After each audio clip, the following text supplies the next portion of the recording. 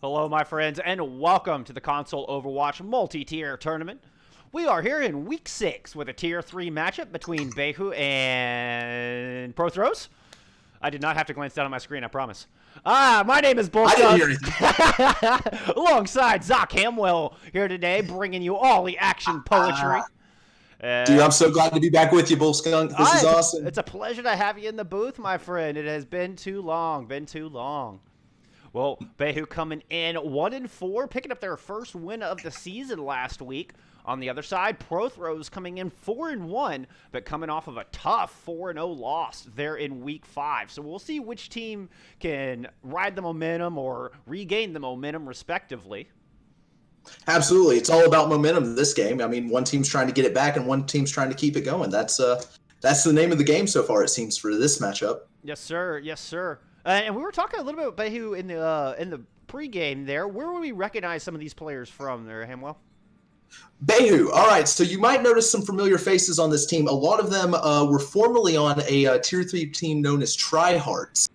They participated during the CCO Winter Showcase, actually won the CCO Winter Showcase, taking down Danny DeFito Tier 3. Now, as you know, most of that Tier 3 team for DeFito, they went to Tier 4. A few of the Tryhards did go to Tier 4 as well, but we do still have Sly Sloth, Nebula, and Tasby were all members of that Tryhards team that won. They're still here in Tier 3. They're playing for Baihu.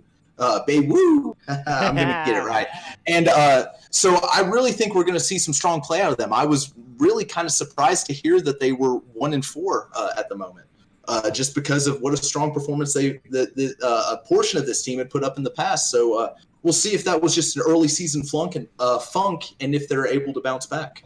Well, you know, it takes time to build that synergy, and, you know, they got that dub last week. Maybe they can keep that trend going here as we're heading into Week 6.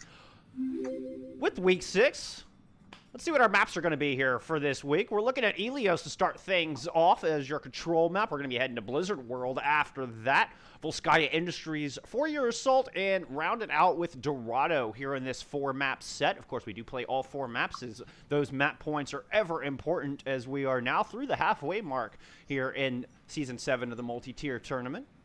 We will go to Nepal if necessary for our tiebreaker. And then our hero pools.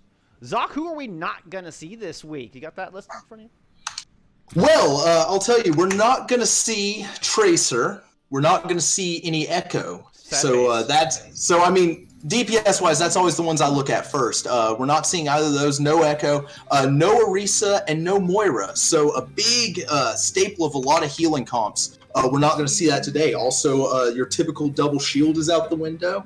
Not going to see any pulled port combos either. It's a personal favorite one of mine. So I think we can expect a lot of Zarya and Ryan this week possibly. Although I have heard rumors, at least in Tier 3, that Ryan Sigma has been the play as of late. I'm waiting to see on that after the CC nerfs came in. I'm interested to see if that maintains prevalence as I had heard so far. So I mean, it's going to be interesting. But I do want to point out DJ Idol currently going to be going on to the McCree. I think we could see a lot of good McCree play here coming out.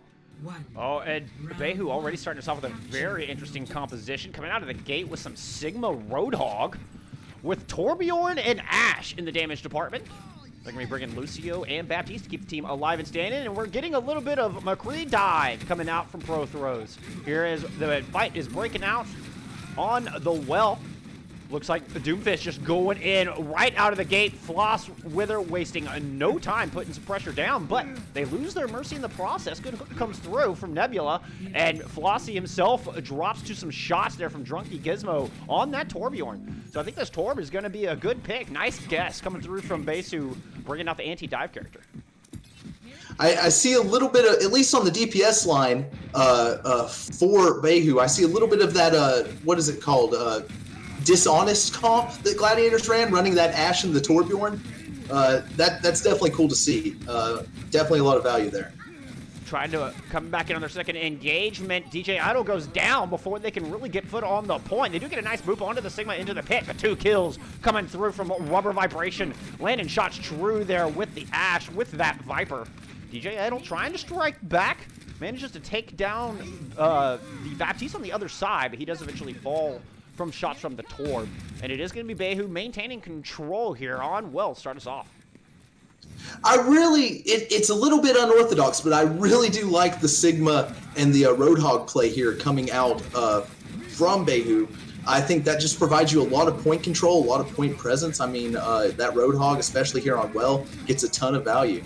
Velocity dropping our first ultimate of the match, finds one, follows it up with a nice kill onto Tasby, taking that Baptiste off the playing field, and it has created room for his dive tanks to move in and start cleaning up the rest of the point. Great engagement to start things off there from the Doom, and it does look like Prothro is getting this thing flipped right back over, but we will have Baihu coming back in with a couple ultimates of their own.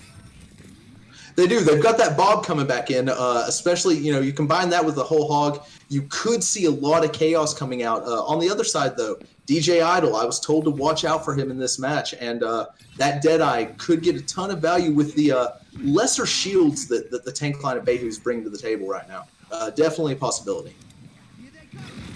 Prothros did drop their Valk during that engagement, but do have that sound barrier coming online. It'll be an all-important one. They want to hold on to that for the Gravitic Flux. You had Deadeye coming out, found one, but they traded. Ultimates taking each other out there in the Ash v. McCree department. Some jilted lovers taking a little bit of vengeance out on each other there. Now the fight's breaking out inside this tiny little room. Winston whittled down super low, but Flossie there to back up his monkey and get the kill on to Nebula. Falls it up with his second Meteor Strike of the match already. Big 3K coming through from Flossie Weather here on the Doomfist.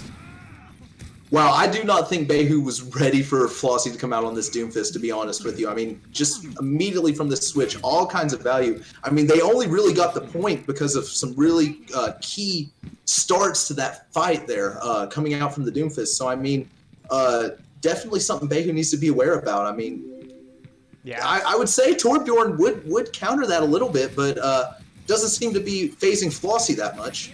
Phasing Flossie, say that 10 times fast. Well, the focus fire just not quite there. Even with a Torbjorn turret, you still need to put your attention onto that Doom as Flossie is just coming down off the top ropes, turning his attention onto the Hog. He was going to the backline trying to find what he could, but he eats a big right hook coming out of that Doom, sent back to spawn, courtesy of Flossie here. Lays down a nice uppercut onto the Ash, turning his attention inside the gazebo where Mimjob has dropped his Primal Rage, Angry Monkey all over the map. Big sound barrier coming out from the other side, but it does not seem to be enough to keep Baihu in this fight. And the overtime wick is starting to burn. Baihu running out of reinforcements, running out of hope of taking our opening round here. Yeah, as overtime takes down, it's, there's still a little bit of life in it, but I gotta respect Mimjob. And Rage Diva coming out on this dive comp. It's very cool. We got both DPS ults coming out on the side of Prothros as they're looking to close this thing out. Reaper going to the backline, trying to find that McCree. Does indeed get the kill. Manages to muscle through the flashbang and lay the shotguns true. Sound barrier now coming out on the side of Prothros as they're looking to maintain. And on that front line, they dominate. Close this thing out. 1-0 lead here on Elios for Prothros. Well, that fight really, I mean, it started off really very much in Baihu's favor. Just throughout the whole match. I mean, getting a lot of progress early, but I got to throw it back to Flossie Wither. I mean, that Doomfist swap really seemed to change the game. It's like it opened up so much value for the dive comp of Mimjob and Rage Diva and the rest of Prothros. And then I think a lot of that, I mean, even though we didn't see DJ Idol lighting up the kill feed, as much as Flossie, I think just that Doomfist, it takes a lot of pressure off of the McCree and allowed for some cool stuff there. And you still have to respect that hit scan in the back. You really do, yeah. And we've got some switches coming out. Baihu not running the Sigma Hog anymore. They now will be going for this Ryan Sigma comp I've been hearing about. Prothros on the opposite end running the Symmetra from DJ Idol with the Ryan Zarya, one of my personal favorites. And they're going to teleport directly onto the objective, and the teams are going to clash immediately. Cosmic Owl with a fantastic pin takes down his counterpart. No more Reinhardt standing here for Prothros. Trying to follow it up, but DJ Idol looking to bounce back here. Big 4K coming through on the Symmetra.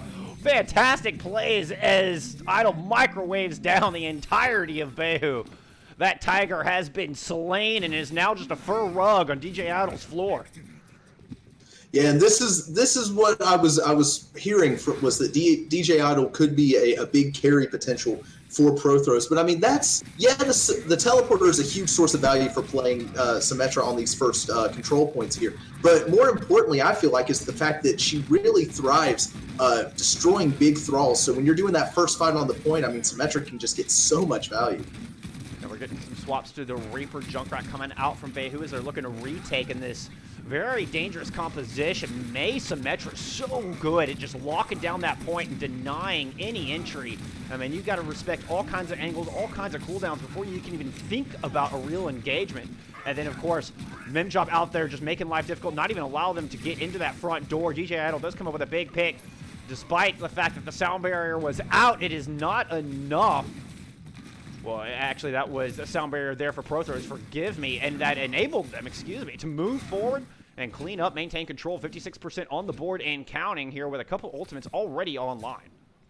Yeah, this is just, it's almost hateful at this point coming out from Prothros. That May and Symmetra, it's going to make it near impossible. And now you combine that with the fact that you've got that freeze coming online, you've got the photon barrier with the earth shatter. You can combine those two for some huge value. I mean, this fight is... Oh, Cosmic Owl had a perfect opportunity there to drop an Earth Shatter and decided to go for the Fire Strike instead. I think that would have been a massive shatter, but opportunity missed. River Vibration did throw a tire into the mix. We're at 85%. Nebula coming up with two big picks before he ends up taking himself out in the fray.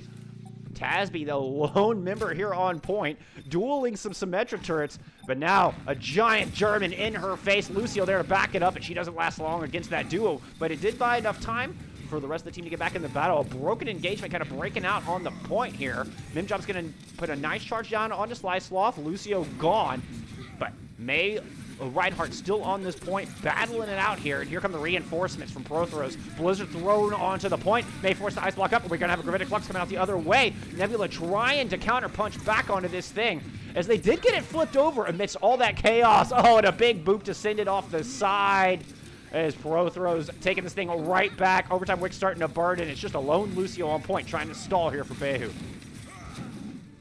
Yeah, that was just much more disciplined play coming out from Prothros. Willing to give up the point there to do a bit of a soft reset. Meanwhile, just by getting that point, Baihu is now having to throw out basically every single ult they have, and that pretty much just played right into Prothros' hands. They weather the storm, they come back, take the point back, and it's a game over. A firm map 1 victory coming out for Prothros. Yeah, that was a very clean map 1 here for Prothros. Looks like that loss last week did not faze them in the slightest. No, they're coming back with a vengeance, it looks like. And this, if it keeps up like this could be a very long match for Baihu. They're going to need to make some adjustments, do a little bit more to counter those DPS picks, which I know that's a tall ask on that last point. They're going up against a Symmetra and May when they've established point control as strong as they have. But that's the name of the game. Something's got to be done if you're Baihu. Do you think this is going to require a composition change, or is this more of an execution change that we're looking at here? It's after one map, it's difficult to say. This could strictly just be maybe a little bit more understanding of the control sort of archetype coming out from Prothros versus Baihu. But at the end of the day, it really is just the strategies are going to have to be better executed. You're absolutely right. For Baihu, they're going to have to basically realize why they're playing the heroes they're playing, how those work together, and how to use that to beat the enemy team. That's just, it's not really happening there on map 1. I did want to put out a correction there. Apparently, I had the wrong hybrid map here for week 6. We're actually headed to Blizzard World here for map number 2. Eichenwald was week 5, and somehow my my image there just did not get swapped. My apologies. Yeah, I didn't catch that either, and I've been scrimming on Blizzard World all week. Ooh, there is something I need to check about that.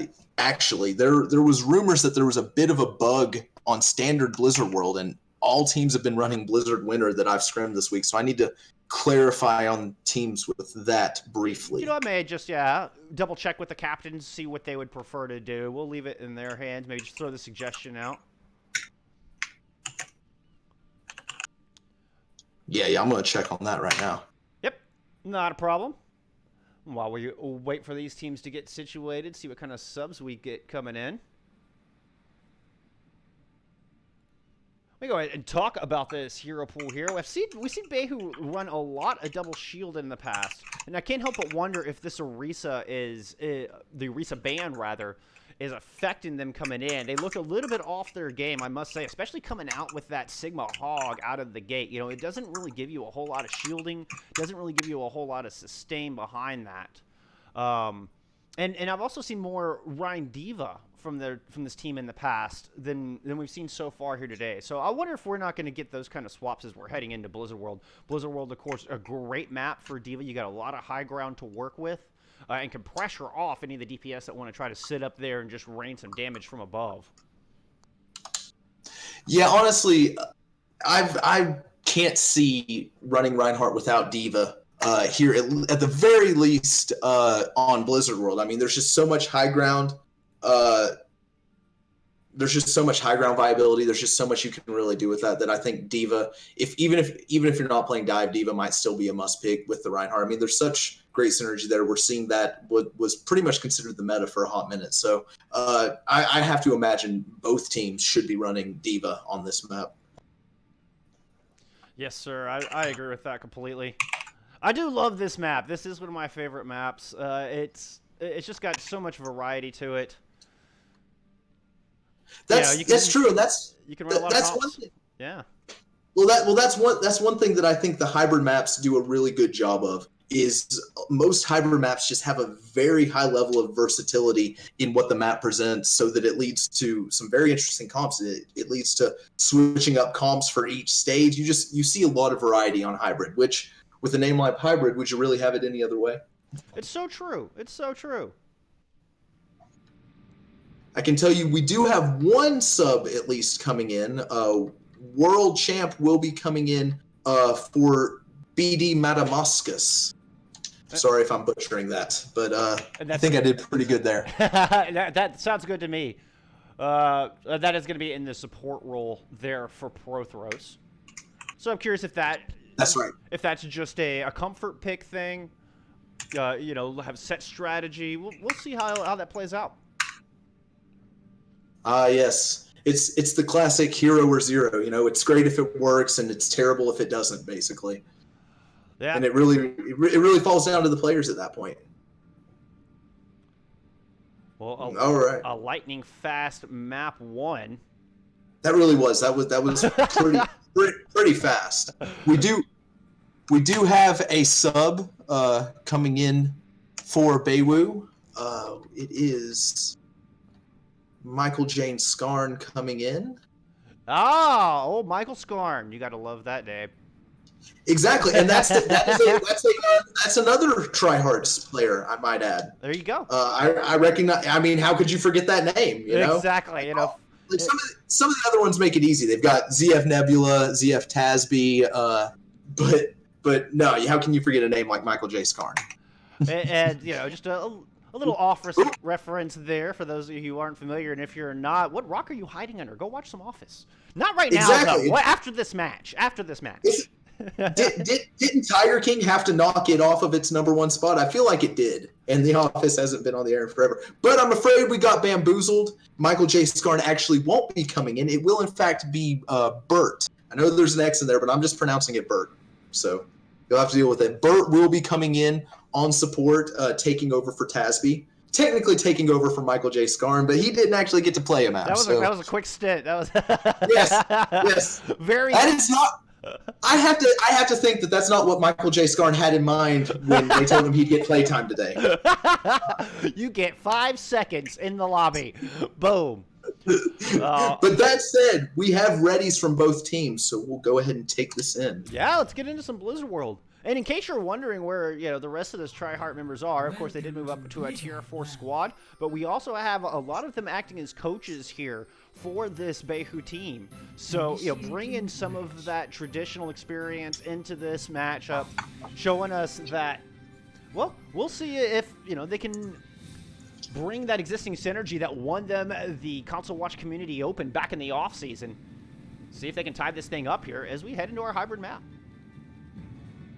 Yeah, like I said, I'm still struggling. I'm very confused that that Baihu isn't having kind of a stronger performance this season already. Just from that reason alone, Tryhards was such a very dominant team, and you know that can't just be that's a team effort. That can't just be from one or two players, especially the higher in level you go. I mean, the higher you get, yeah, at some lower levels, maybe you can you know, get by with a one-person carry. Looking at my tier 2 team, the Twinkie, cough cough. But I mean, it's interesting. I'm still trying to figure it out. I'm hoping getting to watch Baihu play today, I'll get a little bit more of an understanding of it. But in the meantime, coming out on the defense, we do have a nice Ryan Sigma coming out from Baihu. They've got McCree and Ash going double hit scan. They will be going up against another double hit scan, though, so that's very interesting. Well, it looks like we got a little baited there as Flossie is going to make a May swap there at the final second as they run out of the gate. Looks like they are just going to path through the far left side, going through left Lost Vikings. And a little bit of delay. The DPS not quite there with the rest of the team, and they're going to suffer because of it as they lose their Lucio before the fight even really breaks out. Now, it looks like they are going to try to stay in this engagement and just kind of hide back here, doing a bit of a soft reset. Oh, and they lose their May, and they're just going to keep retreating further back after that loss. Yeah, absolutely. Rubber Vibration getting a ton of value right out of the gate on the McCree. You saw him just laying the DPS into Flossie and others. I think he was a big part of that kill onto BK Lounge. But, man, losing your Lucio first in the fight, I mean, it eliminates your ability to retreat and get that quick reset. So it's a very tough situation, but this is a strong start coming out for Baihu. Now coming back in on their second attack, coming up on a Deadeye.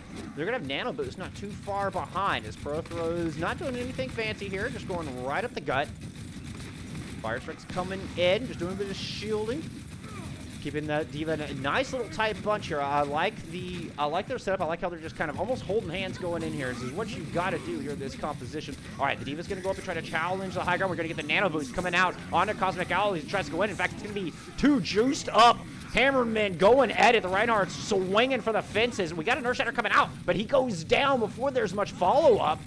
And that is a great opening pick here on the side of the defense. Slythought's going to follow it up with a kill onto the May as well. Bob was invested as well as that Nano Boost, but they're going to chase out the rest of the members of Pro Throws, holding on to at least that Gravitic Flux. Yeah, they do manage to hold on to that, but more impressive is just how many ults were used on that second fight between both teams. I mean, that was absolutely insane. I mean, Shatter coming out early from Mimjob. You saw Deadeye. 5 ults coming out from Baihu. They really only have the Gravitic Flux, so they did manage to hold off that attack. They bled off a good bit of time off the clock, only a minute and a half remaining. But you've really only got that Graviton Flux, and I question if they'll be able to hold with that. Ooh, that's huge! That's what you want to see if you're Pro Throws, starting off with a massive 3K D.Va Bomb. Gravitic Flux in response as the remaining members of Baihu try to counter back. But Nebula goes down in the process. They do manage to get one, but I think that's just going to be a moral victory as progress is already starting to tick away here for Pro Throws. You got Sliceloth hiding up on the top, but he is found out as the Lucios go to duel each other, and that's a point on the board. Payload out of the garage here for Pro Throws. Gotta love dueling Lucios. It's always fun to watch. Always fun to watch. Man, what a bomb from Rage D.Va coming out there. I mean, Baihu already had their backs against the wall on that defense at that point, only having the Gravitic Flux online, and then losing half your team before the opponent has even stepped onto the point as the defenders. That's just rough. Just really rough. And now look at all the space they're going to be able to get because of it, too. And all the ultimates that are coming online here for Pro Throws as they start their sit through the Streets phase, going up to Pylon Terrace. They've got 4 of those ults online, including that all-important Blizzard. We'll see if Sliceloft can get his sound barrier up before this Blizzard comes out. There goes the wall. There goes Snowball. And it is going to be the Reinhardt in deep trouble. In fact, there's 3 people caught frozen stiff. Nebula goes down. Rubber Vibration drops as well. Cosmic Owl able to return fire, get a kill onto the Lucio. But I wonder if the damage had already been done. Drunken Gizmo coming up with 2 big picks off of a nice TNT and now dueling the McCree here. Oh, but the Deadeye found 2. And the Ash even getting in, or the Ana, forgive me, even getting in on the action here as Pro Throws continue their run through Streets phase, pushing on into point B. Yeah, I'm kind of reeling on that one, to be honest with you. Like, that looked like a fight firmly in the hands of Baihu, and then all of a sudden DJ Idol just kind of comes in and not quite single-handedly, but pretty darn close, turns the tide. Another DV bomb coming out, not finding near as much success on this one. Shield ready. We do get some trades coming through. Both McCree's down. Oh, but the Lucio drops. Flossie Wither making the swap over to the Genji and immediately putting it to great effect. Finding 2 kills in that engagement. 2 points on the board here for Prothros. They got stalled out a little bit in the beginning, but man, they've really kind of caught their rhythm here as they've made their way through Blizzard World. Oh yeah, they gained a bunch of time back in that first stint there that they had lost from a great defense coming out from Baihu on the actual point defense. But man, rolling through that first segment of the escort part of this map, I mean, just a big time bank accrued going in with about 3 minutes as you start the stint. I mean, that's really good position right now if you're Prothros. And I mean, it's insane because Rubber Vibrations on the McCree, he's been getting a ton of value. Bert's been landing some big antes from the Ana, but all of it just not really coming together the way it needs to. Well, the Ana's showing up there. Bert with a fantastic sleep dart. Good Maywall coming out from Drunken Gizmo to divide the Reinhardt off. They get the early pick. They got to be careful as Cosmic Owls whittle down low. But Bert doing a good job of landing those shots, keeping that Reinhardt topped off. And the defense holding strong here on point C, planting their feet with 2:15 left on the clock. Yeah, that was exactly the sort of recentering moment that Baihu really needed there. They really needed to get a stop there to kind of get their composure, take a breath, and now you look at the ults, they're a little bit more evenly matched. Oh, we had the blade come out, and I think the Nano Boost missed. It hit the Reinhardt. I believe that was going for the blade. And we get a Graviton Surge coming out from the other side. Nebula doing a good job of shutting down that ultimate by just not allowing the Genji to go anywhere.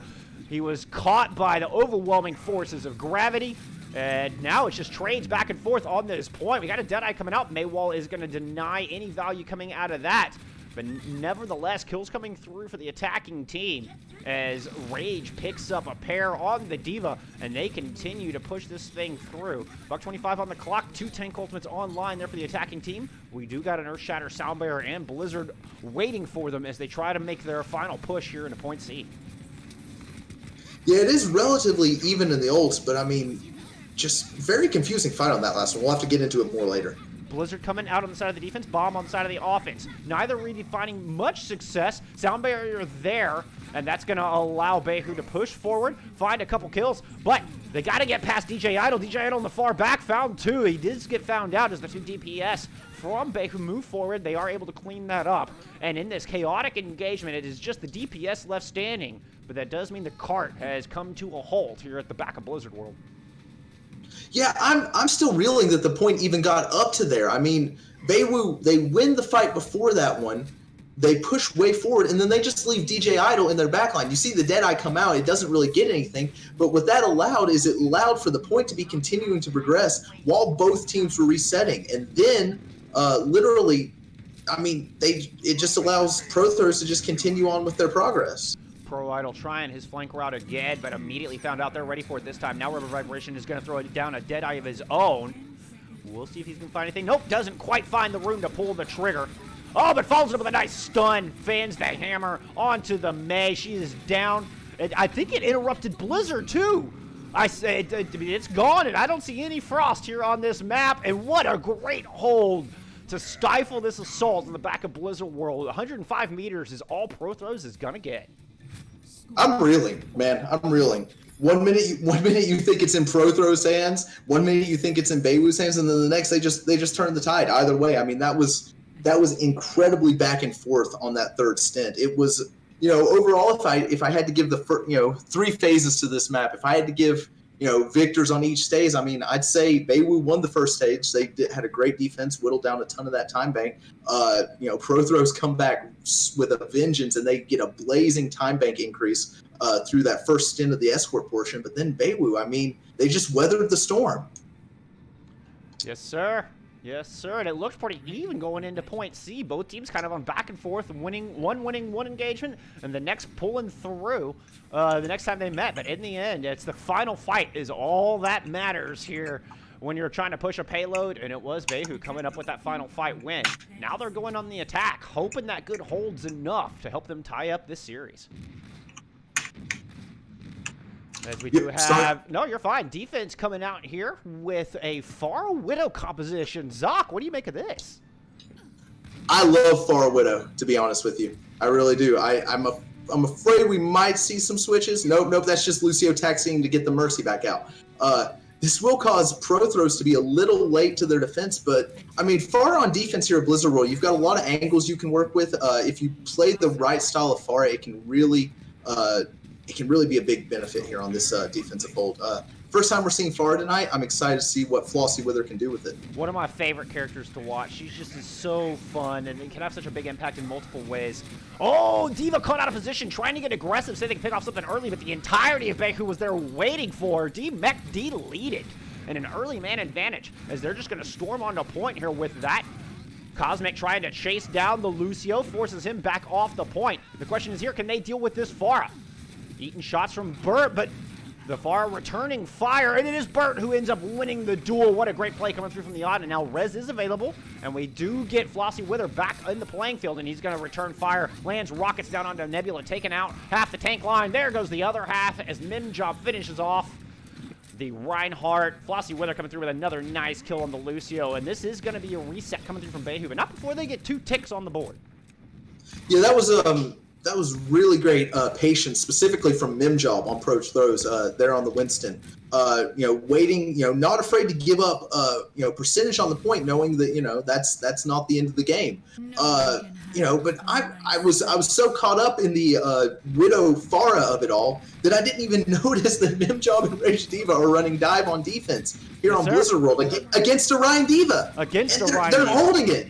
They're kind of holding it. So far, so good. DPS trade up, start things off. We did have the early infra sites. It gave the Widow that advantage. But now she's got to deal with Nebula and wins the duel against the D.Va. That's something you don't see every day. Great play coming out of DJ Idol on this Widowmaker. But Baihu making their way onto the objective. Nano boost onto the Reinhardt as he goes in swinging. But he can't protect Rubber Vibration, and he falls to a nice headshot once again from that Widowmaker. Valkyrie there on the side of the defense as they try to keep the rest of the team alive because they still have this tank line to deal with, and here comes the Earth Shatter, but the rockets are there. I don't think there's going to be any follow-up. Drunken Gizmo making a last-second swap over to the Soldier, returns to the fight to pick up a kill. But I think this attack is about fizzled out as they are down 2-3 here in this engagement. I think if they play their cards right, though, they can strike back and have a man advantage. Yes, it'll be close, but they could definitely pull it off. But I mean, look at the ultimates on the side of the defense. Well, if you wanted to know if the Pharah was going to be effective on defense, I think the fact that we're seeing a McCree and a Soldier at the moment is all the indication that you need. I mean, you already had the Ana and the McCree, and now switching over to add in with the Soldier too. I'm just you can tell this Pharah from Flossy Wither has Baihu rattled just a smidge. And the amount of damage that has been done by the Widowmaker, DJ Idol dropping second infra sights in as many engagements here. Now we're getting a crazy rotation as Baihu going around all the way to the high ground, but here comes the D.Va bomb. Is everybody in position? No! The Lucio not in position. Barrage raining from above. That's going to find 3. What a massive combination of ultimates coming through from Prothros. And it looks like they are in firm control of this objective with only 50 seconds left on the clock, and they've managed to still maintain their ult dominance here as they still have the Primal and the Sound Barrier ready to go. Yeah, it's to me right now, I think a lot of the difference is that both DPS for Prothros are really getting a high level of output on their heroes right now. It looks and Rubber, for Baihu, Rubber Vibration's getting a ton of value on McCree. He has been this entire map, but Drunken Gizmo seems to be finding it difficult to get his rhythm here, and the hero that will ultimately shut down this comp for Prothros. DJ Idol caught a bit of a weird position and does go down. Not quite sure what the Widowmaker was doing so far forward, and then here comes the Sound Barrier to try to engage in. Counter Sound Barrier on the other side. Both teams full of shields right now and full of confidence as they're going to clash into each other. Rage manages to find the kill onto that Ana in the background. Primary source of healing gone here, and we're getting another barrage coming out from Flossy Wither. It do find success, taking out that Reaper before he can build up any more towards that Death Blossom. Overtime Wick burns down. 2-0 lead here for Prothros.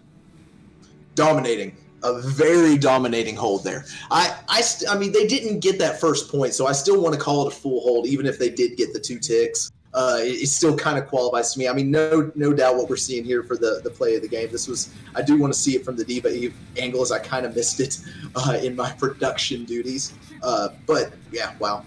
fantastic. Just lob the Y over, you know. That's how they do it. But Prothros, I mean, the whole reason you can play dive, the whole reason dive works is synergy and coordination. It's all about your tanks communicating with your DPS, diving targets, providing a concentrated, constant source of fire on a specific target. And if you do that well, then you can run it both ways. You can run it on attack, you can run it on defense. It's just about having that coordination, especially when you like I pointed out with Mimjob earlier, doing patience on that first, letting the 2 ticks give up before he jumps in and stalls the point there. I mean, when you've got that kind of trust in your teammates, you can really run dive in almost any scenario, and Prothro's demonstrating that very well. Unconventional, but yet effective here on Blizzard World for Prothros. Well, we're going to take a quick break here as we head into halftime. We'll come back on Volskaya Industries and see if Baihu can counter back and start their reverse sweep. Y'all don't go anywhere.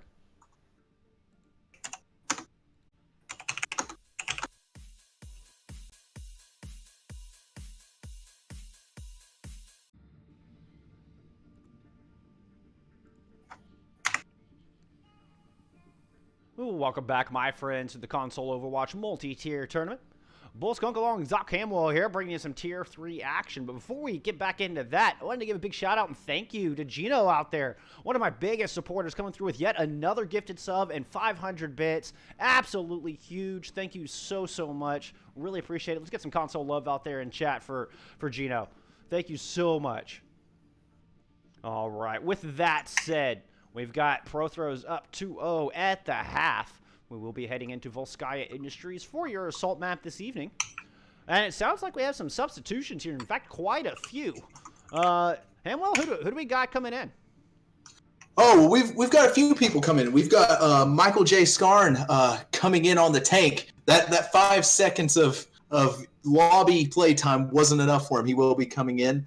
Another couple changes on there. Did I mess something up? No, I didn't. I did not mess anything up. Good. So Bert switching off of the support role, going over to the DPS role by the looks of it. We'll see. You never can tell when people are jumping around in roles and stuff. It tends to get interesting. It does. Meanwhile, for Prothros, very easy. They just have BD Matamascus coming back in on the support role, so very straightforward. But yeah, the 2 players, the player we haven't seen so far coming in right now is Michael J. Scarn, so we'll be interested to see what they bring to the table. And that was the tank role there for Baihu? That is, by the looks of it. Now, don't hold me to that. You never know sometimes. That's valid. You never know. We'll just take a look at our map screen here. As you can see, it's been a pretty clean match for Prothros so far. Just tuning in, they took Ilios 2-0. Very swift victory for them there, and then followed up with a nice attack. They didn't quite finish there on Blizzard World, but they were able to put up a full first point hold. Well, they gave up 2 ticks, but in the scheme of things, a fantastic defense. And yeah, I agree with that. We'll count that as a full hold. And just a reminder here for our hero pool for Week 6. We are not getting any Orisa, no Echo, no Tracer, and no Moira allowed in Week 6 of our multi-tier tournament. Yeah, and honestly, I think that's kind of, at least in the DPS area, Echo being new, Tracer wasn't really in the meta. We're not seeing a lot of deviation from what a lot of teams have been used to as far as their comps. I mean, McCree's not banned, so we're seeing a lot of McCree. That's kind of typically how the story goes. So, I mean, that's kind of cool to see. I do like seeing the McCree. I get disappointed when he's banned because I think he's a cool style of play, personally. Well, and unfortunately, we will not see any McCree Widow there in Week 7 as those bans have been announced. But, we'll get into that later in the week. In the here and now. Every other week. Right? Hopefully that ceases. But in the here and now, we do have Prothros taken to the defense here, bringing us a little Reinhardt Diva. We are going to get that McCree alongside Flossie back on the Doomfist, which he had such a massive impact there in Map 1. Diva with a very aggressive posture. Don't know if they're looking to get some assassinations or just do some scouting. as we have a little bit of Wrecking Ball Reinhardt coming out on the side of the attacking team of Baihu. I'll tell you, that's exciting me right there. Any chance to get a Wrecking Ball into the lineup, I'm all for it. You know, I'd have to agree with you 110%. Always fun to watch. Doesn't really matter, you know, how successful it is. It's always a joy to watch. They are also bringing in a McCree of their own here. Doomfist going right into the back line, targeting said McCree. Stun not quite on point, but neither is the follow-up to the uppercut. So both escaping with their lives here. DJ Idol does pick off the Hammond. Wrecking Ball back into spawn. Early advantage here for the defense, and now that Doomfist diving right back in as he's just kind of bouncing back and forth off the high ground. Maywall to split off the D.Va from the rest of the pack, and Baihu able to find that kill, both demeched and deleted. And evening things up as they look to put the pressure down. Reinhardt drops on the side of the defense. Looks like they were going to try to get the res. No. Nice job coming from Baihu to deny that res, at least positionally, even though it never really, the attempt was never really made. Early Deadeye. Burt coming through with a very quick Deadeye there. We did get a meteor strike from the other side. Burt able to survive the smash from above despite losing their Baptiste. It looks like it will be a quick point A here for Baihu. See, and this is what I expected to see more out of Baihu. This is what I was really looking to see them. This sort of style of play. Very patient. You know, they get the D.Va pick. They do lose ball, but they play patient after that. They know the Wrecking Ball will have the advantage getting back, and then they capitalize. They do a great job isolating a kill to prevent Mercy from getting that res. And I mean, just that was very patient, very coordinated play. And really what I was expecting coming into this match from Baihu. And they're going to have a great start here on point B, using the Ant Matrix to full effect. Burt able to pick off the May, who's going to go ahead and swap right back over to that Doomfist. Looks like that was a quickly changed decision there. We do get the mines on the objective and a sound barrier here for Baihu as well. They're throwing everything in the kitchen sink. They want this point, and they want it now. Flossy Wither diving back in, but not able to find much. Force back, avoiding the blizzard that was just thrown out there from Drunken Gizmo. Already 83% and counting on the clock. At least 2 ticks of permanent progress already picked up. Flossy Wither able to take down Burt, but Nebula countering right back as he went into the back line hard. Picks off the Reinhardt from the other side. Now we're going to get the D.Va Bomb coming out on the side of the defense, but that time that finds nothing but the shield of Nebula. Nevertheless, it does seem that the reinforcements are dwindling here a little bit. You do still have Drunken Gizmo hiding in the back of the point with just 1 health. Nope, there goes that 1 health. Flossy Wither taking down 2, and is as many strikes here. DJ Idol following up with 1, and that 83% is all Baihu is going to find. True, that switch, Flossie switching over to that Doomfist couldn't have happened at a better time. It really couldn't have. That probably saved a massive snowball for Prothros. They were really about to get rolled on that second point, but Flossie just coming in getting a ton of kills, already getting his ult online.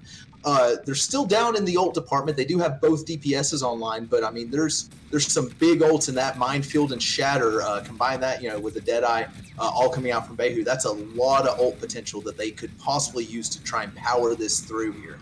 Wrecking Ball was going in the back trying to find something, but didn't quite find what he's looking for. Now it's just spin cycle on the point. DJ Idol winning the duel with the Cowboy, and is going to go ahead and throw a Deadeye down onto the field, and that's going to pick up yet another kill for him before he goes down. Rage Diva able to find a pair as well, and despite the ult deficit, they are able to pull through here some fantastic individual plays.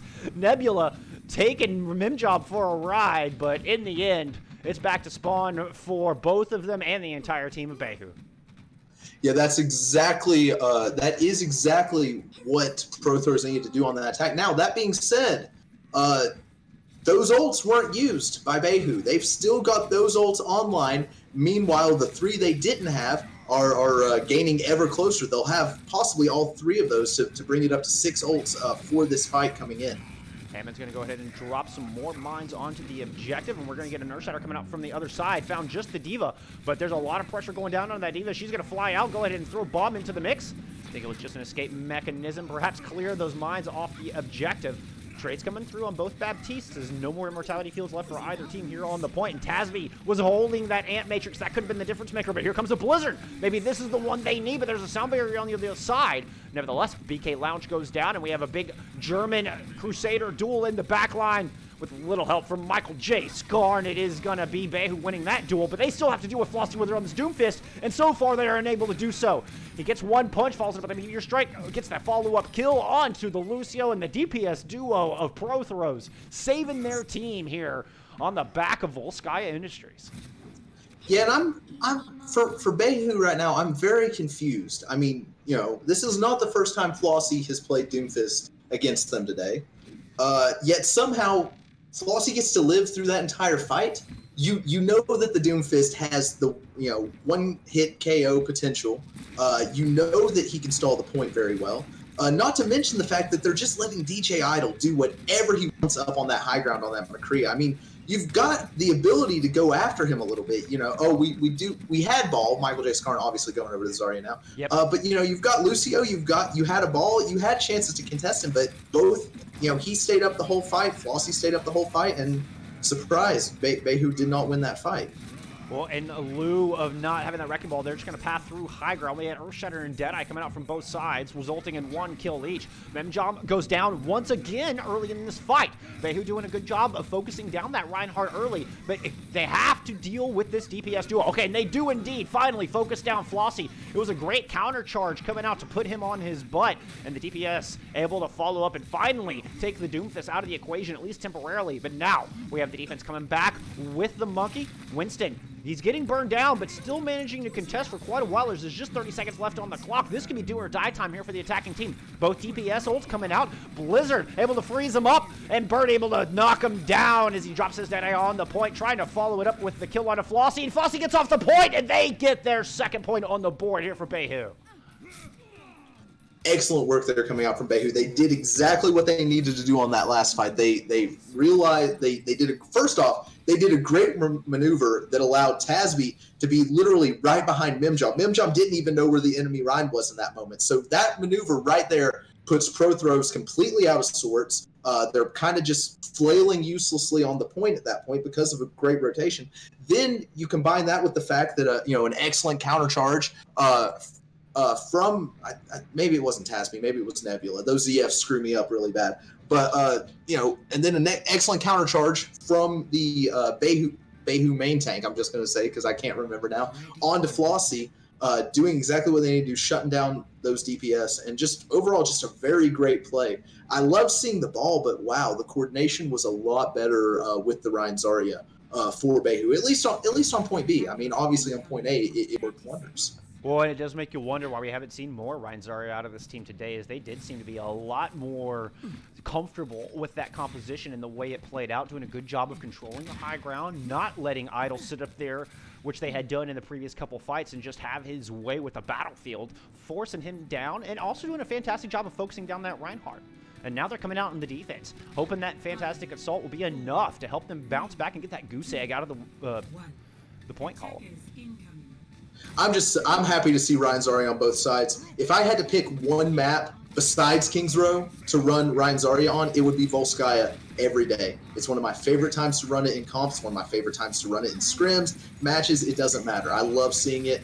You get the brawl, and I love a good brawl. Flossie making the swap over to the Sombra and immediately making his presence known on that character. Gets the opening hack onto Nebula, and the Reinhardt is down. Now it is going to be Prothros trying to push onto the objective here.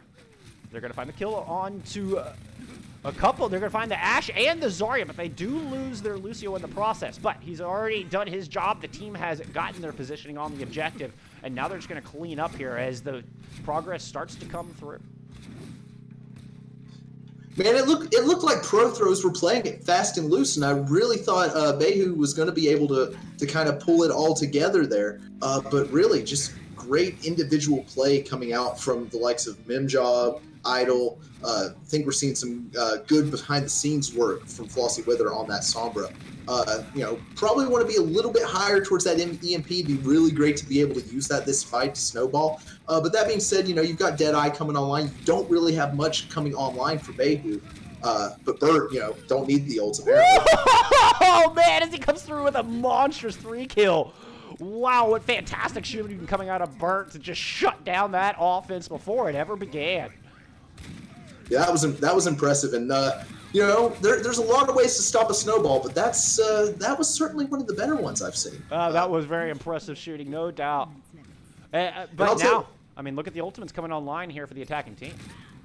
Yeah, that is true. Is that the unfortunate part of it is that did just buy more time for the offense to go ahead and kind of build up some more ults there. And here comes the EMP, a 6-man EMP. Idle does manage to get his Deadeye off as well, and that's going to clean up Nebula. Both tanks down. Burt is down on the side of the defense. The attacking team did lose its on, and the res comes back on to Burt. But still got to give the advantage here. 2 pro throws as they've already got 2 ticks and counting on the board. Will we get the stall coming through? Bob coming onto the point to help in that endeavor. They're going to stick with the Reinhardt here, not making the ball swap just yet, but we did get Drunken Gizmo going over to the Doomfist as they try to come back in and see if they can steal this point back. And indeed, Drunken Gizmo making a big difference here, taking out Rage. Nebula's going to win the Reinhardt battle, and the defense will indeed manage to survive for another engagement here on Volskaya. Yeah, that was great. I mean, that said, you know, that EMP pretty much led to 2 free ticks essentially. Yes, sir. 4 pro throws. So I mean, you know, I'll take that any day. Honestly, yeah, they might have had a chance to seal it up if Baihu hadn't done a great job of coming together. But good grief, 6-man EMPs. You'll love to see it. Now we got the Graviton Surge Ant Matrix combo, but the sound barrier is there on the other side. BK Lounge doing a good job with that, but is it going to be enough? Idle striking back as Nebula just made a headlong charge into the absolute depths of pro throws and gets punished for it hard. And now they have free reign on the point here on the side of the attacking team. Good sleep coming onto the Baptiste, not allowing any healing, but we've got another Bob coming out, showing the amount of damage here being done by that Ash. Earthshatter thrown into the mix from the defending team as well, and with a good charge, they're able to pick off the counter of the attacking Reinhardt. And now the 2 DPS, make that the McCree and the Ana are stuck here in Mega Room, just getting chased out. Great exit kills coming through as the defense of Baihu planting their feet yet again. Well, I'm sure Baihu would have loved to have pulled a little bit of a stagger out on that, but I mean, you really can't stagger a McCree and an Ana. They could hurt you too much. So I mean, smart play there. They you know, leave them till the end. You know, that's about as much of one of those as you're going to see. But I mean, I'm just kind of reeling at Baihu right now. I mean, specifically Burt. I mean, I know it's a tier higher than me, but I'm getting flashes of Omo Sani on my own team for Guardians. Just kind of a, you know, play any role, do it all. And a 5-man EMP again. Another big EMP, but it doesn't get the Baptiste, who's able to throw his Immortality Field down, protect against the ensuing Graviton Surge that comes out. And, well, now there's a kill. Previously, there wasn't a kill. Just finally picking off the Torbjorn. We are getting the Nano Boost onto Midjob as he goes in swinging, and they're able to take down Nebula on the other side. So he is the Alpha Reinhardt at the moment, but they've got to deal with all of this Molten Core covering the entire objective, and that's going to pick off their primary source of healing. Flossie Withers goes down as well. And it looks like the defense barely managing to hold on by the skin of their teeth here as they try to chase out their remaining members, but they can't overextend here or they're going to risk going down and leaving opportunity for the Pro Throws team to strike back. It's very true. Pro Throws was it's almost like they were waiting for a bit of an overextension there. They were hiding right behind that wall, ready to capitalize and maybe turn this around. But nice control to the aggression coming out there from Baihu. Yeah, Burt just dancing on that tight distinction between follow-up and overextension, like a tightrope. And now, got a full 6 men on each side. They're coming back in. Graviton Surge, countered by Sound Barrier there from the attacking team. Flossie, Wither, and Burt are going to trade out kills as Bob on the field once again. But Bob, he's going to have himself a little bit of a slumber here, as the Butler not having as much of an impact this time as I think they would hope. Now, the Nano Boost back onto the Reinhardt, but they got to be careful. Midjob's super low. Nice play from Rage Diva, able to come in, kind of back up his Reinhardt a little bit, but in the end, they cannot stay alive. Michael Scarn juiced up, roided like a baseball player, coming through and picking off the tank line, and now he is pursuing these kills, chasing them all the way back to their spawn. Yeah, I'm beginning to scratch my head as to why Michael J. Scarn has not been playing the whole time. This looks like an entirely different Baihu team. This looks more like the Tryhards team that I remember from the CCO Winter Showcase. You know, you've got, you know, Nebula on that Reinhardt. He's really getting a ton of value. I don't think I'm struggling to remember if I've seen Mimjob get a clean shatter off yet, and a lot of that has been, you know, Nebula just with some great prediction there. So I mean, it's very interesting. Old still kind of on the side of Pro Throws though, but I mean, that's this time clock. I mean, can you get them off in time?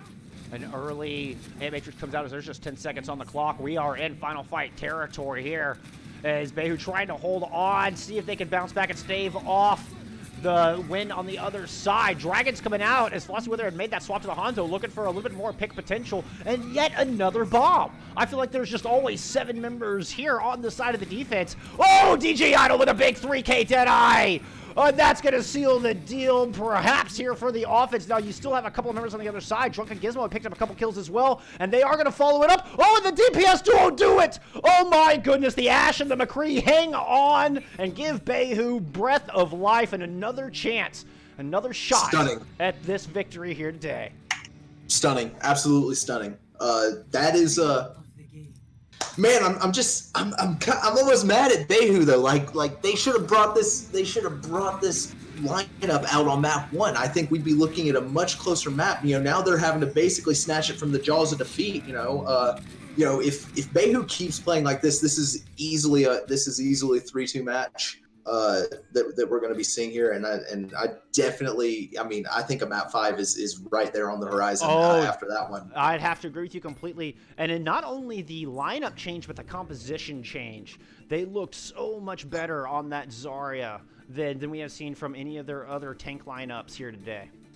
Mm-hmm. And that's just, I mean, Michael J. Scarn, I mean, he's a guy after my own heart. If I had to pick 2 of my best heroes, I'd say they're Ball and Zarya. And I think I need to hit this guy up after the game, tell him he's my new best friend, because he played both of those in exemplary fashion.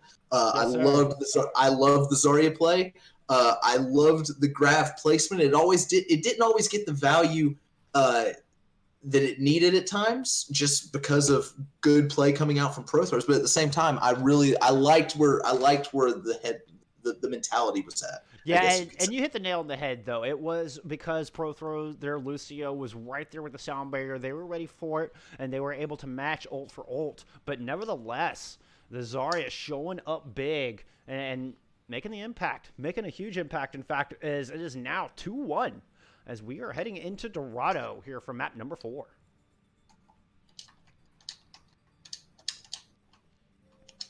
So does it look like we got any substitutions coming in here as we head into map 4? I will check on that. I'm getting everybody switched over at the moment. We will see about substitutions. But I gotta talk about Bert a little bit. Yes, was that Bert on the Ash, or was Bert on the McCree? No, Bert was on the Ash. Bert was on the Ash. See, I mean, coming off of that Ana, the few times, yeah, I think so too. No, I'm second guessing myself. Well, anyways, the point remains is that we saw Bert, doing a lot against the Pharah there on Blizzard World. Ultimately, not quite paying off. But you see, switching over to that DPS, just, I mean, wow, just so much value. I can definitely see why some of the pros were complaining about the dishonest comp. I mean, with the amount that Bert was able to farm up Ash, Bob on Ash was able to farm up Bob. I mean, it seemed like, I might be wrong, but it seemed like it was like every fight. It seemed like every fight. I'm telling you, man. It seemed like there was always 7 members of the defense that Pro Throws was trying to compensate for. And the Bob, not just stalling out point, not just forcing a shield rotation, but actually finding some eliminations as well. That's big value from our favorite Butler if I've ever seen it. Yeah, can we all get a Butler like that? Like, I would really enjoy that. Yeah, Bobbert the Butler. Well, but I also want to know, what are his other buttling skills? Like what else does he do? Does he make a mean cup of tea? Like I need to know. I need some depth, because he's got that Gatling gun, but what else? He does things. He does some things, at least according to Ash. At least that's what she hopes, is that he will do something. He does. Yeah, we don't know what he does, but he does something. It's something, all right. I love the history in that too, because that's one of my favorite cinematics that the Blizzard team has put out. Not only do you get the fantastic ending and the Echo reveal that we saw and have been just drooling over for a year and a half before she finally hit the game, but that interaction between Ash and McCree is fantastic. And I love the fact that they hint that McCree knows Bob, that they're friends almost, that there's history not only between the two jilted lovers, but between the Butler himself. What a cool character. It's a Chewie vibe to me. It's a Chewbacca sort of vibe. It'd be like, yeah. It's like when you see in the newest trilogy in the first movie, analogy. you know, Leia, when Leia and Han are obviously very estranged, and when Han sees Leia again, Chewie's right there hugging. It kind of gives me that vibe a little bit. But I mean that short, while we're talking about it, I think it did so much to deepen the lore. Yes.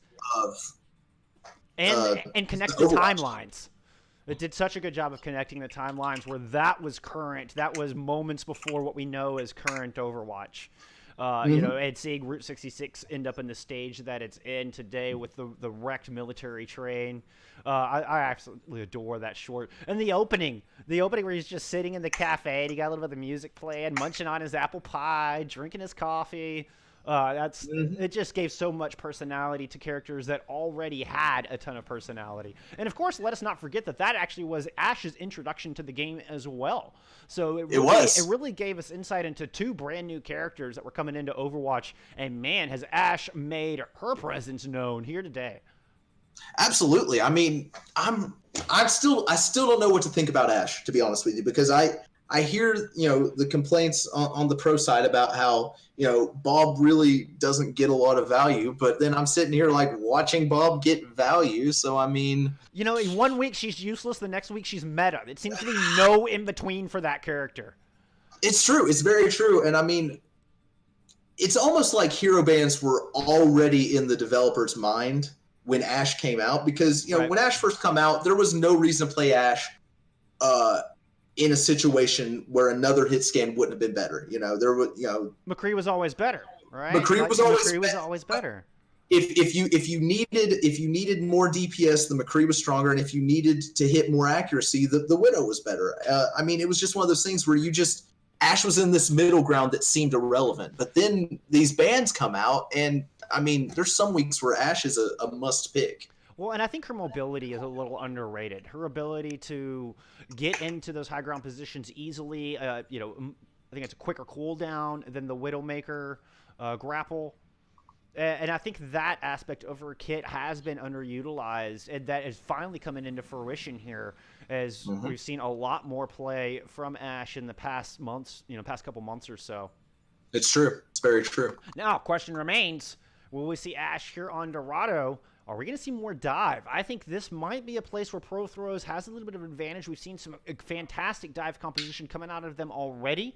Flossie Wither, big impact on that Doomfist, and I expect to see more of that here. I think Baihu is going to have their work cut out for them as we head into map 4.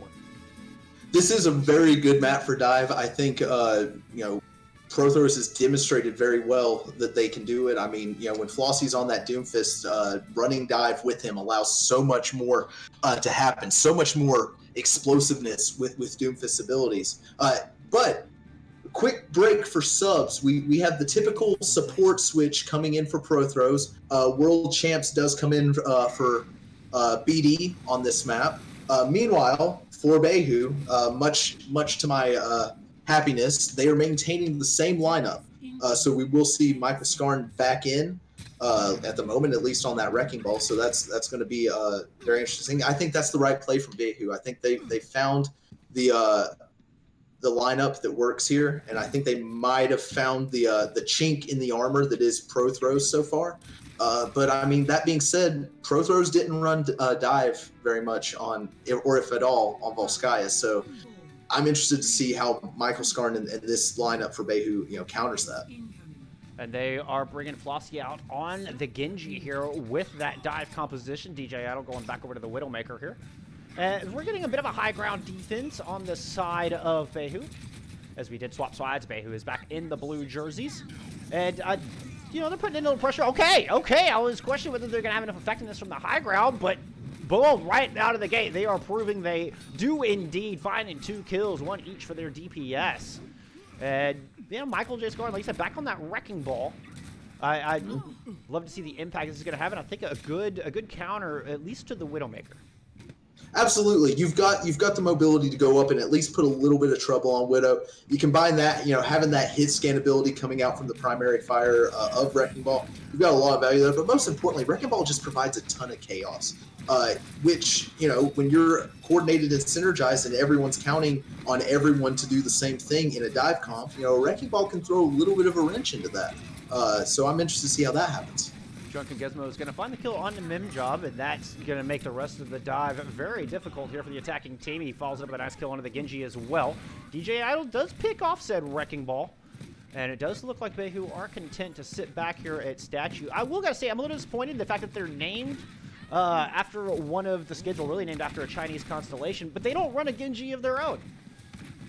Yeah. There's a skin called Baihu, and to not run the Genji just seems a little confusing to me. I mean, almost blasphemous, I'd say. I don't know. Maybe that's a little I strong. agree. Maybe that's a little strong. No. You're accurate. Apt analysis. Apt. So defense now with 3 ultimates online here as they're looking to hold on the back of Statue. We will have Idol coming up on a Infrasights. Blade coming online as well. Tire going to be the first one on the playing hill coming out of Burt, and that's going to pick off the Anna. Anna, what were you doing up there by yourself? She was just standing in the middle of the street like, here comes the tire. But Floss able to strike right back, picks up 2 kills, and now we are back at a 4v4 as he does give his life in the process. We do still have DJ Idol up on the high ground, and there's no Wrecking Ball there. Oh, but Drunken Gizmo able to work around, clean out the window. Rez comes through onto Burt, and the defense here with a clear advantage with just $1:35 left on the clock. And so far, Pro Throws, minimal progress picked up. Yeah, I'm about to say an adjustment might be needed here from Pro Throws. They have a strong dive. We've seen it work time and time again, but the Mercy Baptiste comp's just providing too much output. But as I say, caster curse. Yeah, World Champion's getting himself in the kill feed as well, finding a nice nade on the Ana. DJ Idol trying to pick off the Moth, but man, what an elusive target, not able to find the shots. Meanwhile, Flossie Wither taking down the Junkrat, looking for more, picks off Sliceloth on the Baptiste. And I think that's just the opening they were looking for. And after a little bit of cleanup, I do think Pro Throws should be able to get this point pushed on home. DJ Idol is finally able to get a kill onto that Mercy, but we got a tire coming out from the other side. The defense here on the side of Baihu not giving up. Wrecking Ball still in this mix as well, but he is up against, it looks like 5 members of the attacking team. Is going to go ahead and throw mines on the point. Mines find 2! What a great play coming out of Michael J. Scarn. Able to put a stop to this defense, nay, single-handedly. And now, it looks like Baihu able to plant their feet as there's just 27 seconds on the clock and not a whole lot to work with in the ult economy. They're going to have to build up towards that Nano Boost or the Nano Blade, I think. Man, they let Scarn mess around in the back line, farm up his minefields, and then he just went and had an excellent placement there on the point. He really, by coming through that way, it seemed like he baited Pro Throws into walking back into those mines a little bit. But wow, this is looking dangerous for Pro Throws. Oh, nice play. Coming out of Nebula to try to shatter and then block, but the McCree and the Mercy caught out of position, not able to get behind the protection of that shield. And this has cracked this thing wide open here as the overtime wickets are burning. But it does look like Pro Throws will finally get this thing pushed home. Michael J. Scarn doing his best to try to stall it out, but I don't think the reinforcements are going to get there in time. Yeah, this ball's getting a ton of value against the dive, strictly because the mobility that ball presents, it's a little bit different than other dive tanks. So because of that, it's a little bit harder to get that straight focus fire on them, especially with these CC nerfs coming out. I mean, the McCree should be able to do a bit of flashbang to help with that, but I mean, ball's just so tanky. Now the attacking team coming back in with that Nano Blade online and ready to go. Primal Rage not too far behind, but they lose their Lucio early. And it looks like it's going to prompt a little bit of a soft reset here. Oh, but here comes the Nano Blade. We'll see if they get it done. Oh, 2 kills with 1 swipe of the Katana. Turning around looking for more. DJ Idol had already picked off the Soldier. Flossie content to just chase the Hammond all the way in the back line. Would have let him down super low, and now he's got Mercy in his sights, and he's got his tanks there to back him up. And I think this dive composition, able to coordinate, able to find their targets and clean up the back of point B here, but there's still room for a contest to come out from the other side. There's still time, and if I'm Baihu right now, I'm wanting to get another fight in here. Ooh, that ball dropping will be detrimental to that. But you have to get another fight in here either way, because if you can get this at least under a minute, maybe even back into overtime, then this second stage hasn't been a complete wash for you.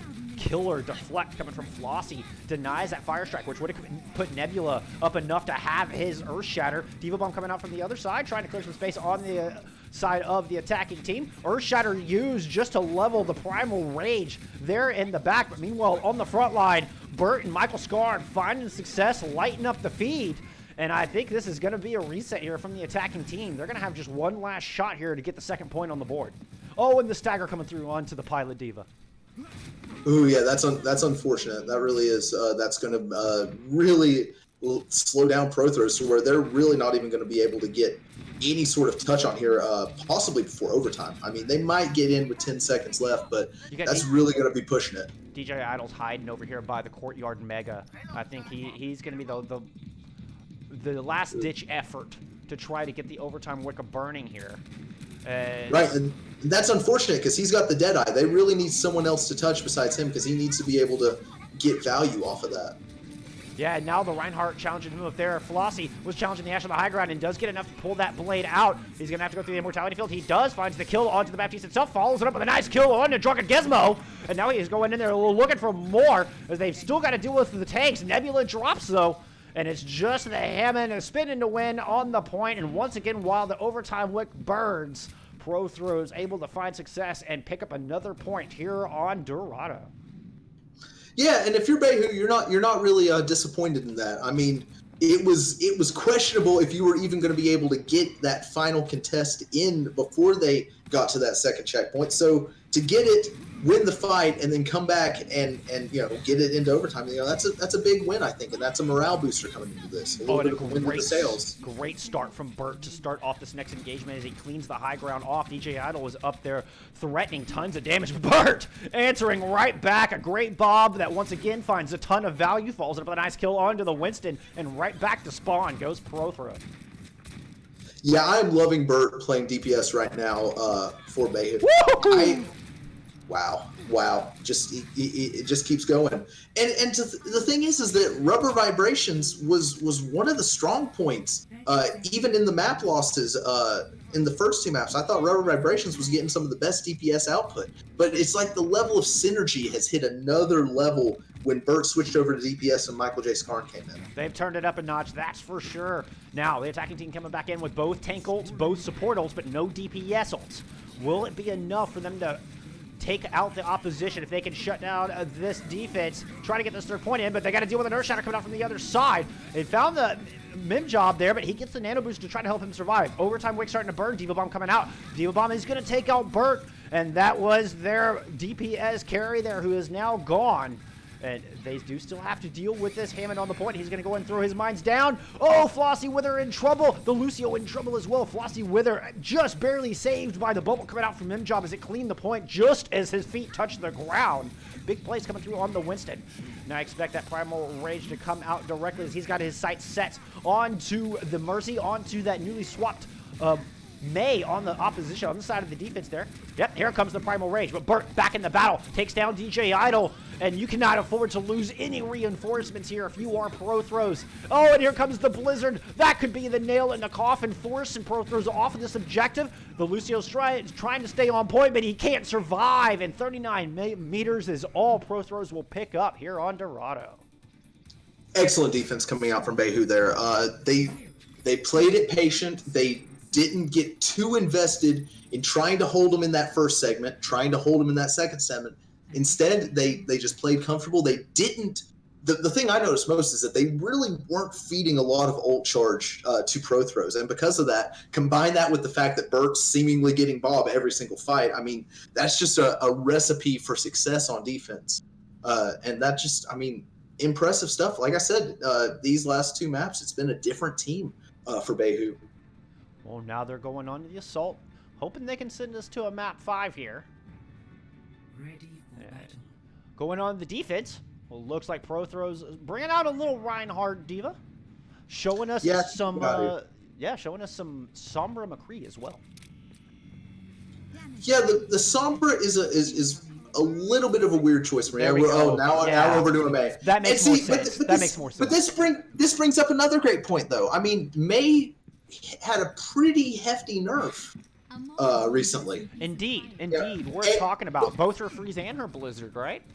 Absolutely, yeah. Both of them had a pretty hefty nerf, yet still seeing pretty consistent playtime today. I have to attribute that a lot to just comfort levels at this point. I mean, we've been playing with a Mei for so long in our comps here in Overwatch that, I mean, you can't, even if she's not meta anymore, she's not going to disappear overnight. There's too much coordination built into that. And the value of the wall is just way too high, even if you do nerf her freeze time a little bit. But we are seeing some dive comp coming out from the attacking team. We're going to get a little bit of the Winston Hammond. And the Hammond goes up and knocks 4 people off the top. The Diva able to fly up. But the rest of the team not so lucky. An early immortality field forced out. And now the Reinhardt, he's got to drop down. He's got to try to defend his team, but the damage had been done. Drunken Gizmo on this Doomfist, picking up 2, and those are very 2 important kills. No more supports, which meaning no more sustain on the side of the defense here. Burt does eventually take down the Reinhardt. Diva not long for this world either, and it is full steam ahead here for Baihu. Yeah, that's I like Michael J. Scarn a lot, honestly. That is my bread and butter plan, basically, when I'm playing ball on one of these high ground heavy maps. Is I'm gonna go to the high ground, I'm gonna knock you off of it, and then my team's gonna clean you up. So I mean, executed perfectly there, flawlessly, in fact. Now he's going in trying to find the Mercy, but the Diva, the Mei, and the McCree all there trying to deny that damage, and he is forced out.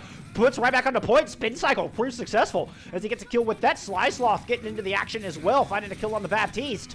But DJ Idol and Flossie answering right back. You can never count these 2 DPS out, as they will punish you in a hurry, and they do just that, stopping this cart just shy of the point A objective. No, it actually looks like they did in fact get it, though, unfortunately. They did, didn't they? They did. That was a huge hold all the same, but I mean, I don't know. Baihu just must have threaded the needle at the very last minute. Or now they're going to open up with a Diva bomb. Oh, what a play! Well-placed bomb. Burton Tasby dropped. Mercy gone. McCree down. And now you've got Rage in the back line, making the remaining members of Baihu's life a living hell. Both will get sent back to spawn, and that was a very quick defense coming through. Yeah, that was a down and dusted right there. Very good way to just get back into the fight. Really capitalize. Oh, I thought Mimjob was going to get something fancy there, but found out very quickly. I was spectating him, expecting something funky there. He was way too aggressive. That's going to open up a big door for Baihu here without that Ryan on pro throws. Which Nebula has, Nebula coming up on our Shatter. I guess it's still a little bit far out, but Mimjob had his Shatter. He was looking for that flank Shatter and wasn't able to get it. The great pickup there on the side of Baihu to deny the value out of that, and now they're storming onto point with a quickness. Drunken Gizmo picks up 2 kills. He's got it down to as low as about 60, a little over 60 health. But in the end, he does win out in his duels. Finding his heals now, Burt able to pick off the Diva, and it is full steam ahead. This cart's in 6th gear. Yeah, that was really great play from Baihu. They're still down in the ult economy ever so slightly, but that was a big difference before that fight, and just some smart plays allowing that to kind of be level. Shatter coming through on this side of the defense. 2 members go down there for Baihu before they're able to get that immortality field out. They do res Skarn on the Zarya, and they're back to a 4-man roster here, but they are running into a 2-man deficit, and it is going to be a reset coming out, I do believe. Absolutely. BK Lounge on the Baptiste. Both these Baptistes are getting a ton of value, but I'm noticing some really well-timed immortality fields coming out from BK Lounge. Just something to watch out for. That Baptiste has been getting a lot of value. Now we're going to get an early Amp Matrix here to try to create some space. Bomb coming out from the other side. These bombs have been so good all day. Not this time. This time it is Burt finding the kills as he managed to position himself on the other side of the cart. Gets a nice 2-man Deadeye. Follows it up with the kill onto the Mei. Mei had tried to blizzard the point, but Sly Sloth right there with a great immortality field of his own. Now DJ Idol, not to be outdone, tries to throw down a late Deadeye of his own, but I think it was way too little too late. He might want to save that here for the next fight, as this is starting to snowball into point C. And Baihu, they don't have far to push this thing, and they got plenty of time on the clock here to send us to a map 5. No, this slow opening door is legitimately Prothrow's best friend right now. It's the only thing really slowing this down at the moment. When we're pretty much in the neutral, Valk's online for both sides. Drunken Gizmo will have his Meteor Strike online here before too long. Flossie going into the back. He's going to pick off the Baptiste, but in fact, they trade out. And the offense coming up with the goods here. Tasby's going to get the res onto that. Baihu back in a full 6-man roster, and they are looking to push this thing home. They want to send us to Nepal, and they will do just that. We're headed to a map 5, Zoc.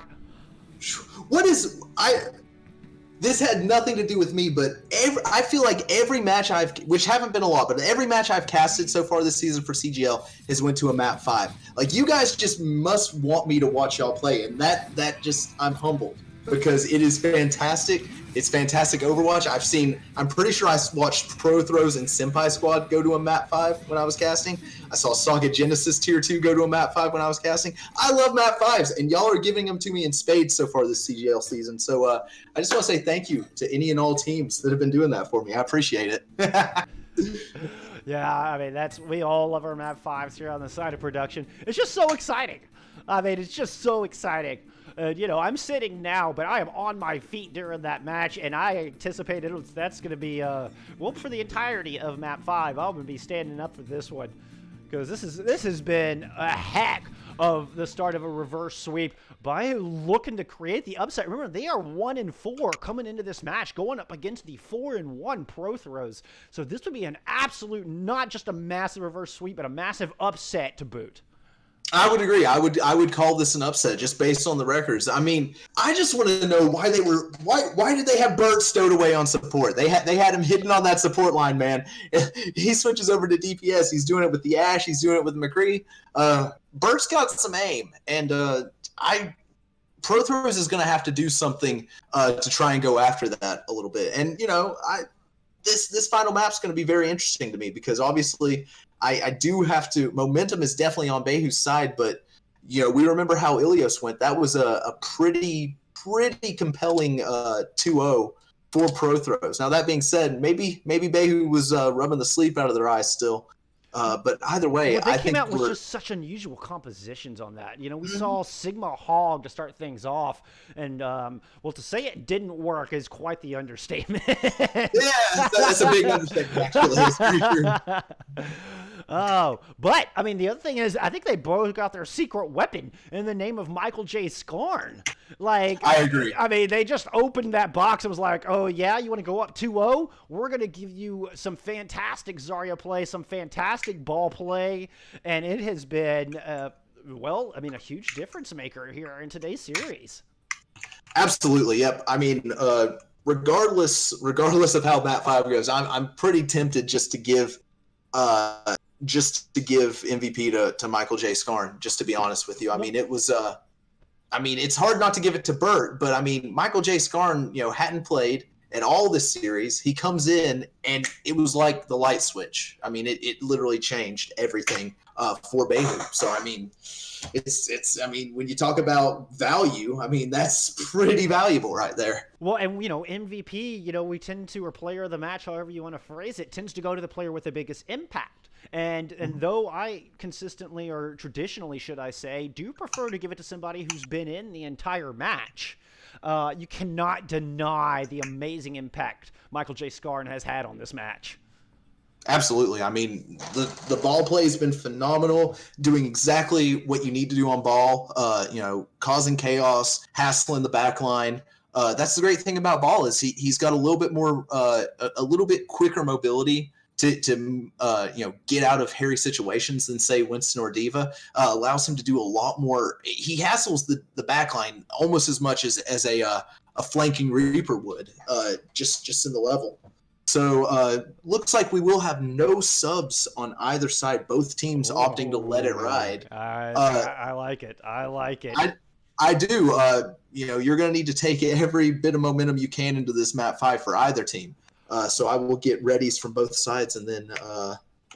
And for our White Tigers here, in the name of Baihu, I think they might have the advantage. I think the Ryan Zarya is going to be a strong matchup, and they have seemed to be winning that tank line with the Ryan Zarya. I don't think the D.Va is going to find as much value. I mean, I guess you could, just, you know, in certain scenarios, get some value out of Village on that and perhaps on Sanctum. But, I mean, talking about Sanctum, that Wrecking Ball can be such a powerful force on that tiny little point. A lot of boot potential here. I mean, we could be looking at a reverse sweep here, Zach. I have to agree. I have to agree. Prothros, they've looked dominating the first 2 maps, and I mean, even in these last couple of maps, they didn't look slouchy by any means. It's just been it's almost like a matchup adjustment that, you know, well, it's like we talked about in map 1. You hit the nail on the head after map 1 when you were like when you asked me what. Is it execution? Is it lineup? What's going on? And at the time, I really didn't have an answer. But you know, Baihu answering it for us. The problem was the lineup. It would seem, and I don't think that's any fault of the players. It's just there seems to be a massive mismatch coming out right now with this you know, Bird on DPS, Skarn on the tank line. I don't know if this is just like, you know, putting Bumper back in on the Titans. You know, these people just know how to play together, right, and they just synergize instantly. But something is palpably different. Oh, I mean, and you saw it there on Volskaya on the attack from Baihu, that they, as soon as they made that swap to Zarya, it looked like a whole new ball game. And that's where this whole thing flipped on its head. And they got the momentum, and man, they are riding a full sail of wind here as we're heading into Nepal. Yep, I love it. And we do have readies from both teams, so without further ado, let's get this thing going. Let's get into map 5. I am so hyped. Let's do it. I love it. I love it. This is and Nepal's honestly, Nepal's a fun map. You've got a lot of variety as far as what you can run on each of the respective points. You know, you've got high ground usage. I think both teams have proven how well they can benefit from that.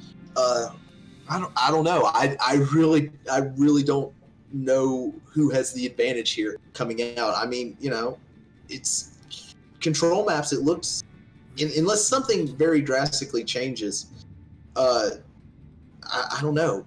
It's probably Baihu. You know, just based on the fact that, you know, we've seen their Ryan Zarya brawl. We've seen what they bring to the table with that. Right now, running the Lucio Mercy.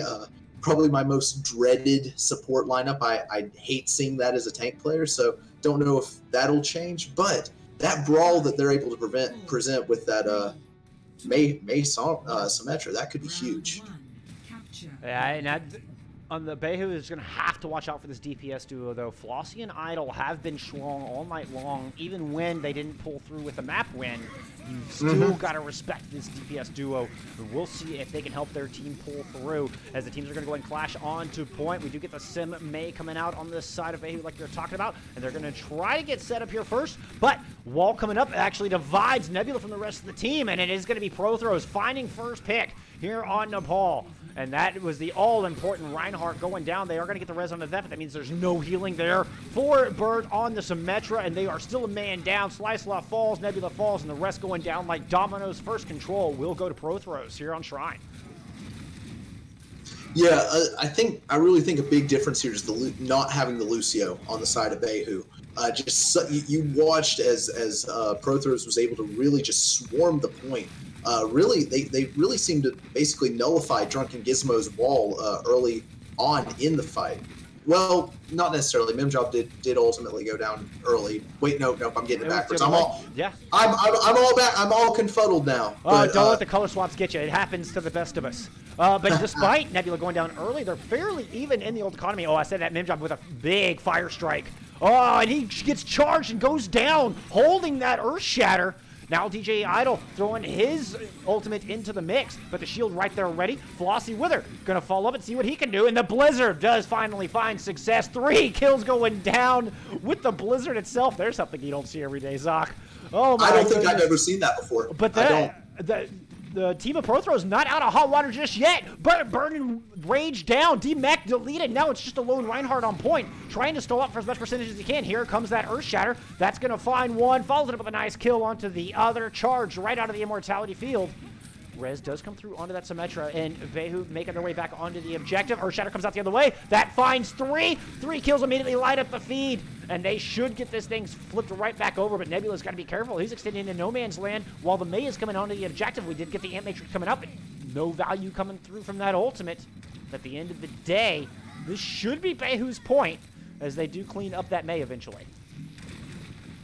That was like, I swear, that was like 3 fights wrapped into one Right? long fight there. That was wild, and I don't know what to make of it. I mean, ultimately, Baihu does manage to flip it, but all the while that got 81% of progress up there for Pro Throws, and I mean, they really, when you're in control like that, a lot of times that's what you're just banking on. Is like, well, all right, we're just going to stall for progress as long as we can. And Blizzard comes out, just narrowly avoided the defense matrix on the other side. Nevertheless, they're able to put some hurt down onto the Reinhardt, but no kills coming through just yet. In fact, it's Flossie Wither coming through with the first kill. They do finally strike back on the side of Baihu, finding 2, and it's just trades back and forth on this point. The Reinhardt will be the difference maker as the Rez comes through. That utility showing up big here for Baihu, and they should be able to clean this thing up and maintain their control here on Shrine. Well, wish granted. We wanted the brawl, and we are getting the brawl. This is it's been a dog fight so far. You know, Rage Diva going over to the Zarya, looking to do a bit of a mirror there. That kind of tips the scales, I feel like. You've got the Lucio and Ana to back up Orion Zarya.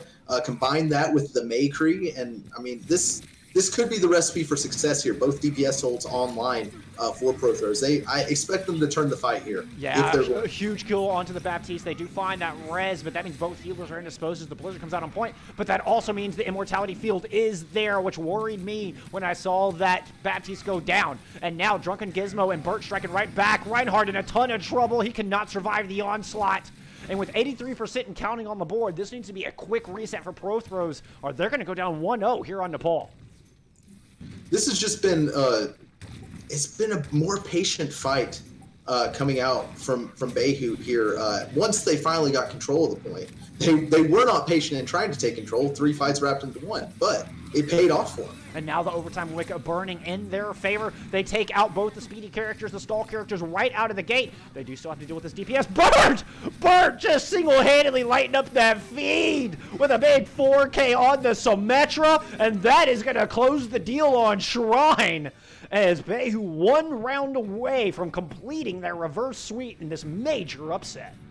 I'm running out of stuff to say about Burt, honestly. I am. I'm at a loss, honestly. Like, at this point, I'm just sitting here like, were you just trying to make the match interesting by putting him on support at the beginning of this? Like, what was it? Because he's looked good on the McCree.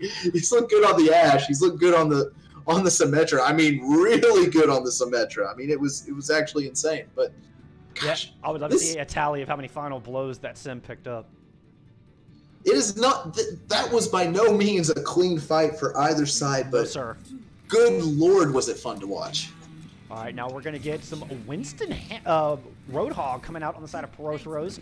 Flossie and DJ going over to Farah and Torbjorn, respectively, as expected. On the side of Baihu, we are getting the Reinhardt Wrecking Ball. Michael Scarn taking up the mantle inside that rolling mech. Burt back onto his McCree. We'll see if it's enough to counter this Farah. Yeah, I want to fault. Oh no, they switched off the hog. I was about to say I want to fault the Winston hog, but I mean my team ran ball hog all last week and we made it work. So I mean, can't really fault it if it works. But they switched off. Yeah, they do go to a more traditional dive composition, and it serves them well right out of the gate as they find first kill. BK Lounge coming up with a nice boop, sending Drunken Gizmo off the side. Minjob able to find Tasby, and this should be Pro Throws picking up first control for us here. But Michael Scar not going down without a fight, but he does eventually go down all the way down into the pit. That was a great boot by BK Lounge there on the Mei. She hit the ice block, and then I just watched a hunk of ice just kind of trail into the abyss. It's fun. It's fun. Now it's just shattered, crushed ice at the bottom of Sanctum. Oh yes, like my ice maker makes. All right, we do have Baihu coming back in close to an Earth Shatter. Tasby making a swap over to the Brig. I like this swap. I do too. I love Brig Lucio specifically on control points, especially when you're trying to brawl, which I mean, If Baihu's doing anything, they're brawling right now. Yeah, they've also brought the Reaper in that vein, but Flossy Wither with a big barrage. That's going to find two. Minjop followed up and does tank out what should be his hard counter in that Reaper. Flossy Wither finding another kill after the barrage had finished up. Make that 4K here for Flossy Wither, as it is Prothros maintaining control on Sanctum, and now they're going to look to push the door. Oh, maybe not. Looks like the tank's doing a good job of holding them off. Yeah, Flossy really wanted to try and get cheeky with a few extra picks there, but ultimately just good tank awareness coming out from Skarn and Nebula. We do have both tank ults coming online here, at least on the side of Prothros. Both support ults should be there as well. We do get Baihu going through the little small room, making their way onto this objective. Where is Skarn in all this? Skarn, what are you doing over here? Okay. He's looking to go tackle this side, see if he can help them out here. Meanwhile, Mimjob drops his Primal Rage and finds two, taking out both Tasby and Nebula. The brawl factor gone here on the side of Baihu, now turning his attention on to Bart, who's made that swap over to the Soldier. Not finding any luck with that pick so far. And the one kill that did come through for Baihu will get rezzed up. Prothros back in a full 6-man roster, and now we just got one last chance for Baihu here on Sanctum. Yeah, it really looks like Prothros has kind of found out the ball strat a little bit from Michael J. Skarn, not getting as much value as it was before. But I mean, look at the ultimate right now. That's a huge ult advantage for the defending side. I mean, the ball's in their court. It's their map to lose at this point. Absolutely is. Once again, the Brig and the Reinhardt go down early. Diva Bomb's gonna come through and find one. There's the Death Blossom coming out, but Defense Matrix there. They aren't able to save the Winston, but I think they saved enough of their team as they are going to go ahead and res the Winston. This is indeed Prothros' map to lose. Nebula comes back and Earth shatters that monkey as he's just the focus of all kinds of attention coming out on the side of Baihu. And they do have an immortality field there to try to hang on for as long as possible. But one by one, the team is losing reinforcements. Drunken Gizmo coming through on the Doomfist, but Flossy Wither right there, as the heavyweight bout does go in Flossy Wither's favor, and so does Sanctum. One round to decide who takes this match. Well, Prothros, they answered back with a vengeance there. Ball had the opportunity to get so much value specifically on that point just because of the potential to get knocks off. But Prothros, they played around it well. They understood. They avoided it. I really thought it was a big mismatch running the ball, the ball and Ryan going against the dive tanks of Prothros. But Prothros, I mean, every time I question the dive, they end up making it work. So, I mean, right then and there, props to them, because I've questioned dive every time they played it, and then they've really pulled it off with style. Now we are going to get, it looks to be a mirror match here on Village to close things out. This is going to get interesting. Okay, we are going to get some swaps. Tasby's going to go to the Mercy looking for that res, while we got World Champion moving over to the Ana here, as it is. This match has come down to Village. What looked to be a one-sided affair in our first two maps now suddenly is anybody's game. And it is going to be Mimjob opening things up with a pick, but he throws himself off the side in the process. Rage Diva is able to find the kill onto Drunken Gizmo here, and that is an important early advantage. They do still have to deal with Bert on the Symmetra, who was so impactful there on the first round of Nepal, and does pick up Flossy Wither here to start things off for that team. And a little bit of a pincer maneuver coming through for Baihu as they're trying to just squeeze in on Prothros, but Skarn, the focus of too much attention, he's going to drop, and that's one of their flanks dismembered. Big charge coming through in a nice wall to provide the backboard there for that immortality field to keep Nebula alive as he's going in aggressive, swinging for the fences. Reinhardt trades coming through, but with just 22% on the board, it does look like Baihu will eventually get this swap. They do still have a May to deal with, but that is the last remaining member trying to hold this point, and this swap does come through here. This is going to be an even fight here, Zoc. Man, Prothros has got to do something about Bert on the Symmetra. I definitely think they were on the right track, pulling out a Symmetra of their own in DJ Idol with Flossy on that May. I thought, mirroring it, at the very least, the DPS lineup is the right play. But meanwhile, I mean, just Bert on the Symmetra. It's a mismatch in and of itself. He's just doing so much with it. Oh, they do a great job of breaking the shield of Prothros on the side of Baihu, and they immediately take Nebula down. While that res starts coming through, they manage to find some kills all the way around. you do still have some just straggling members of Pro Throws up on the high ground, and Flossie Withers lands an icicle to the dome of Sly-Sloth there. And this could be an early advantage here for Pro Throws as they're looking to come back and take this point. They've also got quite a few ultimates online, but they've got to deal with some ultimates on the other side here. Yes, they do. You know, that shatter, you know, the amplification matrix, that could, you know, provide a lot of value just to DPS down the targets after they're shattered.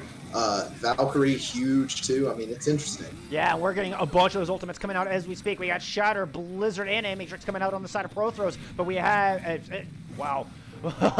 Wow. We had the Shatter as well as the Photon Barrier and a Blizzard on the other side. That was an ult extravaganza, and once the dust settled, it is going to be Baihu emerging with the point. They are on track to complete this upset. Man, I don't believe my eyes, Zoc. This is nuts. This is nuts. I don't.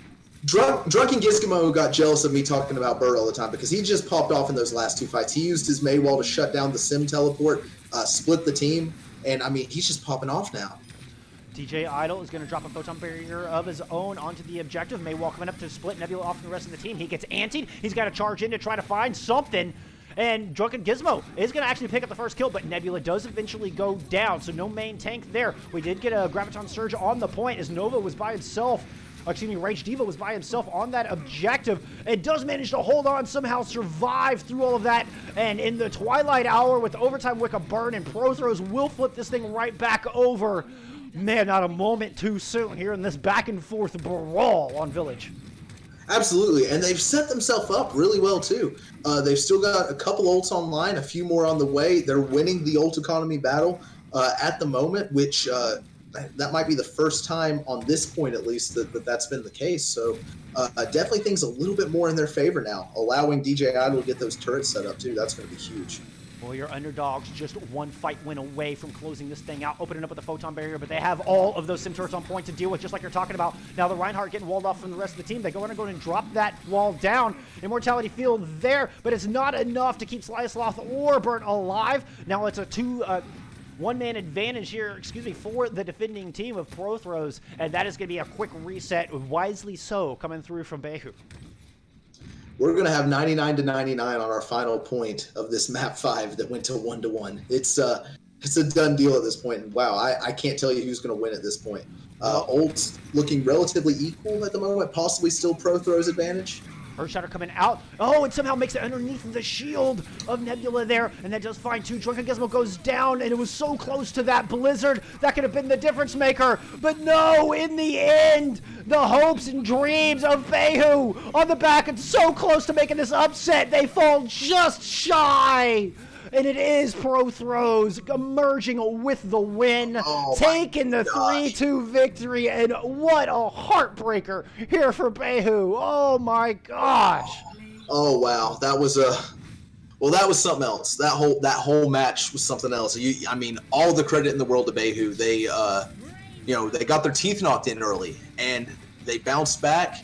They had Pro Throws reeling for most of the second half of the series, but wow, I'm just shocked. Honestly, it's absolutely insane. I'm out of breath and heartbroken for the underdog team because they were within spitting distance of that victory, that pick onto the May early. That was such a huge play coming through from Pro Throws, and that is what sealed the deal. That Blizzard was their win condition. Pro Throws knew it, and they shut it down before it has an opportunity to hit the battlefield.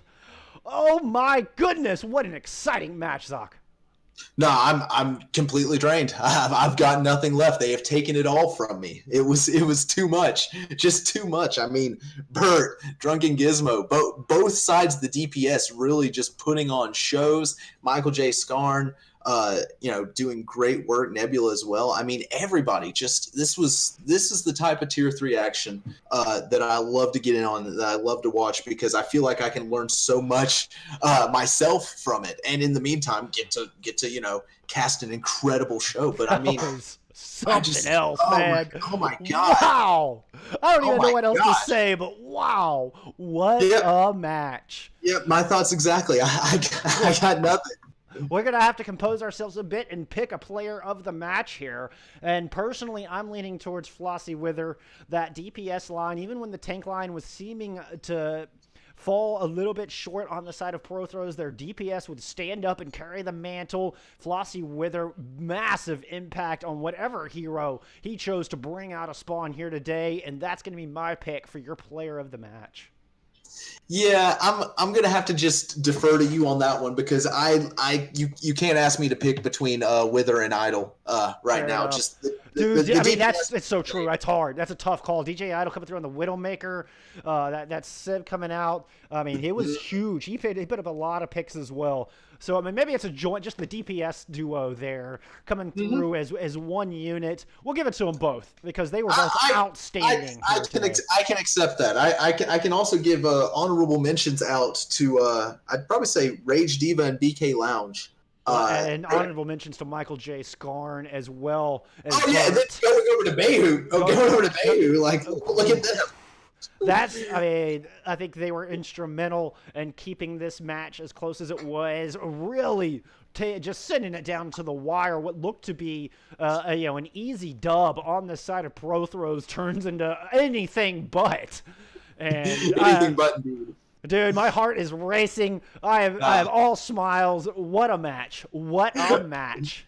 Yeah. I'm like a giggly schoolgirl over here, honestly. Like it was fun to watch, and I mean, it's hard if you're Baihu. It's hard not to not to be disappointed after a match like that. It was right there, but I mean, the way they bounced back. I mean, this is a team that, despite their 1-4 record, I'll just put it this way: if I was if I had my pick of 1-4 teams to play against in Tier 3, Baihu would definitely not be on my list. Right. I don't want to play them. They are insane. Talk about a team whose record does in no way illustrate the skill level of this squad. I mean, wow. So true. I mean, just. I kept asking. I was like, where is this dominant? Where is the lingering vestiges of this dominant Tryhards team that I got to have such a pleasure casting during the CCO tournament? And we about midway through this series, we got our answer. They showed up. They certainly did. I mean, just props to both teams, y'all. Massive GGs all around. They just put on a show, and I was just happy. I'm just happy to be along for the ride, honestly.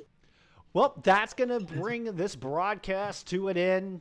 Thank you so much for hanging out with us out there and getting to witness some fantastic Overwatch. It was an absolute joy and a privilege to bring you this match here today.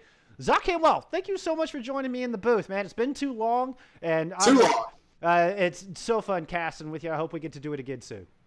Buddy, thank you for having me. Anytime Chef Billy can't make it, I'm always happy to do it. But that said, I love watching you guys cast. It's some good stuff all the time. So just anytime getting to be with any of you guys, any of my fellow compatriots here in the casting scene. It's always a good time. I know I'm always going to have a fun time, and just thanks for having me. You bet. Well. Y'all remember to wash your hands, flatline the virus, and as always, look out for each other in game and out. And we will see you next time. Have a wonderful night, everybody.